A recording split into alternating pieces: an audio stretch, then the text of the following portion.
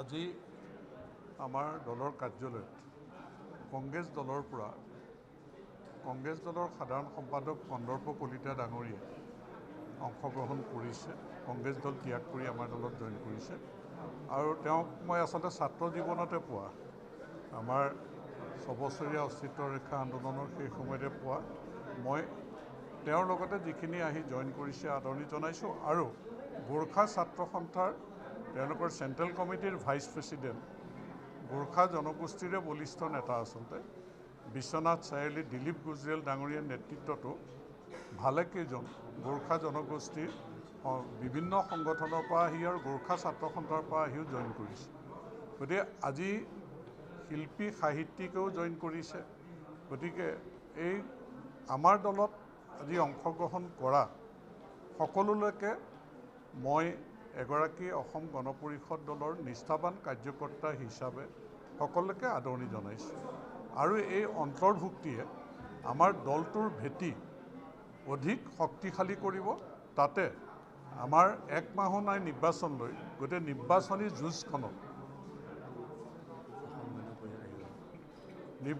যুঁজখনত আমি আচলতে বলিষ্ঠভাৱে কংগ্ৰেছ দলক আমি ভাৰতীয় জনতা পাৰ্টীয়ে প্ৰত্যাহ্বান জনাবৰ কাৰণে আমি সক্ষম হ'ম। আজি অন্তৰ্ভুক্তিয়ে আমাৰ ভাৰতীয় জনতা পাৰ্টীৰ সংগঠন সুদৃঢ় হ'ব আৰু এই কথাই প্ৰমাণ কৰিছে আজিৰ অংশগ্ৰহণে যে বিভিন্ন জাতি জনগোষ্ঠী কংগ্ৰেছ দলৰ পৰা সাধাৰণ সম্পাদককে আহি যিসকল ব্যক্তিয়ে অংশগ্ৰহণ কৰিলে, ই প্ৰমাণ কৰিছে যে ভাৰতীয় জনতা পাৰ্টীক এইখন অসমত বসবাস কৰা সকলো জাতি জনগোষ্ঠীৰ মানুহে হৃদয়ত আঁকোৱালি লৈছে আৰু যি কৰ্মৰাজিৰ জৰিয়তে প্ৰধানমন্ত্ৰী নৰেন্দ্ৰ মোদী ডাঙৰীয়াৰ আশীৰ্বাদত মুখ্যমন্ত্ৰী ডক্টৰ হিমন্ত বিশ্ব শৰ্মা ডাঙৰীয়াৰ নেতৃত্বত যেনেধৰণে কাম কাজ হৈ আছে, জনগোষ্ঠী ভিত্তিত সমন্বয় সম্প্ৰীতিৰ এনাজৰীডাল টনকিয়াল কৰি সকলো জনগোষ্ঠীৰ মাজত সদ্ভাৱৰ পৰিৱেশৰ মাজেৰে আস্থাৰ অসম, বিশ্বাসৰ অসম আজি আগবাঢ়ি গৈছে। আৰু এই নিৰ্বাচনী যুঁজখনত এইবাৰ আপোনালোকে চাব যে ভাৰতীয় জনতা পাৰ্টীয়ে আমি যিমান দিন নিৰ্বাচন অংশগ্ৰহণ বা নিৰ্বাচন খেলিলোঁ,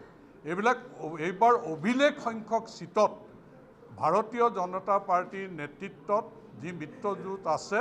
আমি অভিলেখ সৃষ্টি কৰিবলৈ সক্ষম হ'ম। আটাইতকৈ বেছি চিটৰে এইবাৰ দিছপুৰত আমাৰ চৰকাৰ প্ৰতিষ্ঠিত হ'ব আৰু এইবাৰ আমাৰ বিধায়কসকলো অভিলেখ সংখ্যক ভোটত জয়যুক্ত হ'বলৈ সক্ষম হ'ব। মই নিজৰ চিটৰ পৰাও মই কৈছোঁ যে নদুৱাৰ সমষ্টিৰ পৰা যিমান ভোটত আমি জয়যুক্ত হৈ আহিছিলোঁ,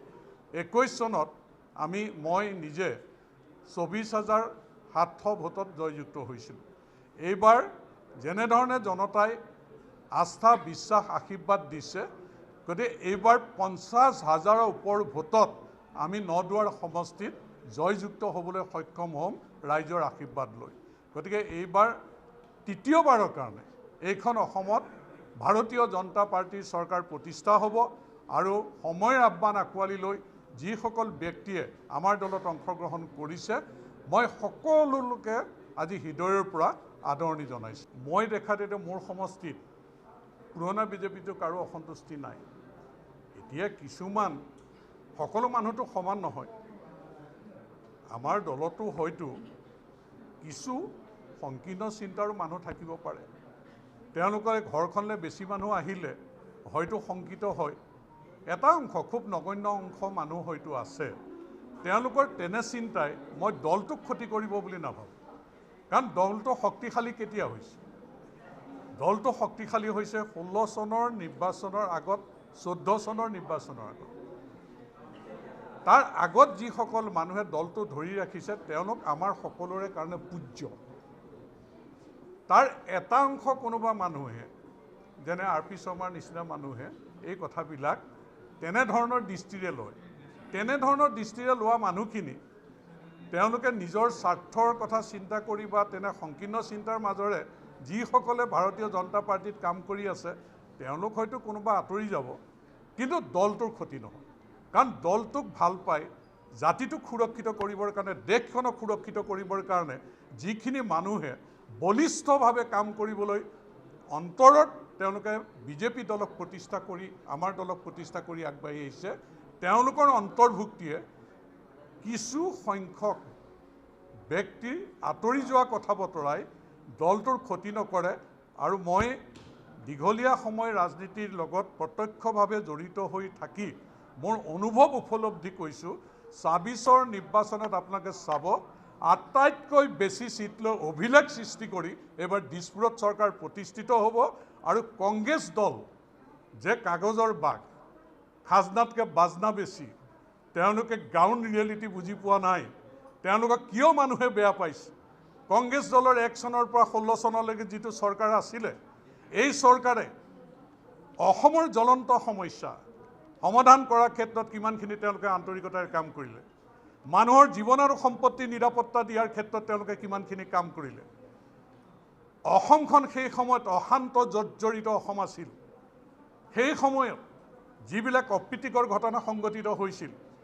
সন্ত্ৰাসবাদৰ বলি হৈছিল সেইসকলৰ ক্ষেত্ৰত তেওঁলোকে কি বলিষ্ঠ ভূমিকা গ্ৰহণ কৰিলে আজি পৰিৱৰ্তন তেওঁলোকে কি আহিব ভাৰতীয় জনতা পাৰ্টি নেতৃত্বৰ চৰকাৰে 14 চনৰ পৰা 16 চনৰ পৰা অশান্ত জৰ্জৰিত অসমত শান্তি প্ৰতিষ্ঠা কৰিলে আজি মানুহৰ জীৱন আৰু সম্পত্তি নিৰাপত্তা আছে উন্নয়নমূলক কাম স্থবিৰ হৈ গৈছিল আজি বিকশিত অসম সকলো দিশতে সি শিক্ষা স্বাস্থ্য যাতায়াত এক আমূল পৰিৱৰ্তন অনা মানুহে নিজ চকুৰে দেখিছে আমি তেওঁলোকক বুজাব লগা হোৱা নাই চকুৰ আগত মানুহে প্ৰত্যক্ষ কৰিছে যে ১ চনৰ পৰা 16 চনলৈকে কংগ্ৰেছ চৰকাৰ আৰু 16 চনৰ পৰা 21 চনলৈকে ভাৰতীয় জনতা পাৰ্টিৰ চৰকাৰৰ দিনত অসমখন সুৰক্ষিত এইখন অসম আজি সমন্বয় সম্প্ৰীতিৰ এনাজৰীডাল টনকিয়াল হৈ আজি জনগোষ্ঠী ভিত্তিত সন্দেহ অবিশ্বাস নাই আজি আস্থাৰ অসম বিশ্বাসৰ অসম আৰু এখন সমৃদ্ধিশালী অসম গঢ়িবৰ কাৰণে হিমন্ত বিশ্ব শৰ্মা ডাঙৰীয়াৰ নেতৃত্বত আমাৰ প্ৰধানমন্ত্ৰী নৰেন্দ্ৰ মোদী ডাঙৰীয়াৰ আশীৰ্বাদত এইখন অসমে কেনেকৈ গতি কৰিছে এই কথা চকুৰে প্ৰত্যক্ষ কৰাৰ পিছত তেনে কোনো সন্দেহ হ'ব লগা নাই আৰু এইবাৰ আমি অভিলেখ সংখ্যক সিটৰে দিছপুৰত চৰকাৰ হ'ব আৰু অসমখন সমৃদ্ধিশালী কৰিবৰ কাৰণে আমি শক্তিশালীভাৱে আগুৱাই যাব পাৰিম মই এইটোৱে কৈছোঁ যে অভিলেখ সংখ্যক সিট কাৰণ এইকেইটা দিনত কংগ্ৰেছৰ কুচকাৱাজ কি আছে কংগ্ৰেছ দলৰ যি মিত্ৰজোঁটৰে বিৰোধী ঐক্যৰে তেওঁলোকে কৈছিল যে ভাৰতীয় জনতা পাৰ্টিক বিৰোধী ঐক্যই কৈছিল যে ব্ৰহ্মপুত্ৰত পেলাই দিওঁ আপোনালোকে ৰিজাল্টৰ পিছত চাব তেওঁলোকৰ এনেকুৱা অনুভৱ আহিব এইখন অসমত ৰাজনীতি কৰিব নোৱাৰি আমি নিজে ব্ৰহ্মপুত্ৰত জাপ মাৰি দিওঁ এটা ভিডিঅ'ক লৈ ক্ৰিয়া প্ৰতিক্ৰিয়া হৈ আছে এইটো খুব টাৰ্গেট কৰা হৈছে নেকি আপোনাক চাওক কংগ্ৰেছ দলে টাৰ্গেট মোকতো প্ৰত্যেক নিৰ্বাচনতে কৰি থাকে 21 চনৰ নিৰ্বাচনত আপুনি চাওক কেনেকৈ প্ৰচাৰ কৰিলে মই হাৰিম হাৰিম হাৰিম ইলেকশ্যনৰ পিছতো 25,000 ভোটত জয়যুক্ত হ'লোঁ কংগ্ৰেছ দলে বিভিন্ন ষড়যন্ত্ৰ কৰে তেওঁলোকৰ চৰকাৰৰ দিনত মই গুলীবিদ্ধ হোৱা নাছিলোঁ জানে মাৰিবলৈ চেষ্টা কৰিছিল আজি দেহত এটা AK-47 গুলী লৈ মই ৰাজনীতি কৰা নাই জানো কংগ্ৰেছ দলৰ ষড়যন্ত্ৰ মোৰ বিপৰীতে AGPত থাকোঁতেও আছে আৰু BJPত থাকোঁতেও আছে কিন্তু এটা কথাই মনত ৰাখি থওক মোৰ যিটো দেশপ্ৰেম জাতিপ্ৰেমেৰে মই আগবাঢ়ি গৈছোঁ কংগ্ৰেছ দলৰ এনেকুৱা ষড়যন্ত্ৰই মোক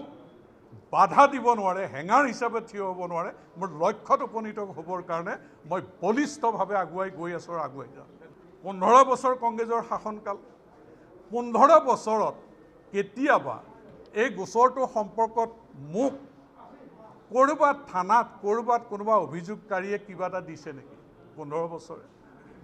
আজি 26 বছৰত মোৰ বিপক্ষে দুৰ্নীতিৰ অভিযোগ আনিব নোৱাৰে মোৰ বিপক্ষে কমিশনৰ অভিযোগ আনিব নোৱাৰে মোৰ বিপক্ষে জনসাধাৰণক প্ৰতিশ্ৰুতি দি বাস্তৱত ৰূপায়িত কৰা নাই বুলি অভিযোগ আনিব নোৱাৰে গতিকে খুচৰি কি পাৰি এইটোৱে লগাই দিলে কিজানি চাহ জনগোষ্ঠীৰ মানুহখিনিক মোৰ পৰা আঁতৰাব পাৰে তেনে অপৰিপক্ক পৰিকল্পনাৰে যিটো তেওঁলোকে ষড়যন্ত্ৰ কৰিছিল সেইটো বুমেৰাং হ'ল আৰু যিজন যুৱকৰ সৈতে কথাটো কোৱাইছে তেওঁ সেই সময়ত ক্লাছ 9 নে 10ত আছিলে যিজন যুৱকক 2001 চনত 9-10ত পঢ়া মই চিনিয়েই নাপাওঁ গতিকে তেওঁৰ সতি পৰিকল্পনা কৰিছে বুলি সতীৰ্থ বুলি যিটো কথা কৈছে, কংগ্ৰেছ দলৰ এনেকুৱা ষড়যন্ত্ৰক ওফৰাই মুঠতে আমাৰ সমষ্টিত এইবাৰ আপোনালোকে চাব সম্পূৰ্ণ গণতান্ত্ৰিক ব্যৱস্থাৰ নহয় বুলি কৈছে, তো গণতান্ত্ৰিক ব্যৱস্থাৰ নিৰ্বাচন হ'ব আৰু কংগ্ৰেছ দলৰ যি এক পৰিচয় আপোনালোকে এইবাৰ পাব, এইবাৰ দুধ কা দুধ পানী কা পানী হৈ যাব।